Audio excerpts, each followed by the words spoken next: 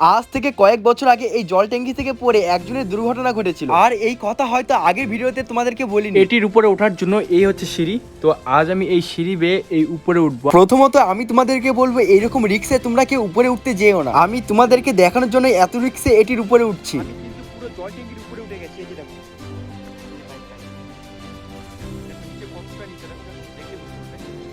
এই যে হচ্ছে জল ট্যাঙ্কি। কিন্তু চলো এর উপরে ওঠা যাক, কিরকম আছে, কি জিনিস আছে। চলো, ভয় লেগে যাচ্ছে কিন্তু ভেতরে। এই যে আর এক সিঁড়ি বেয়ে উপরে উঠলেই জল ট্যাঙ্কির একদম উপরে উঠে যাবো। প্রথমের দুটি সিঁড়ি কিন্তু ভালো ছিল, আর এখনকার সিঁড়িটি দেখো কতটা খতরনাক, আর এই খতরনাক সিঁড়ি দিয়ে আমাকে একদম উপরে উঠতে হবে। পুরো ট্যাঙ্কির উপরে উঠে গেছি। দেখো এই দেখো সাইডে কত সুন্দর জায়গা। এই জায়গাটা দেখো কিরকম ভাবে কি হয়।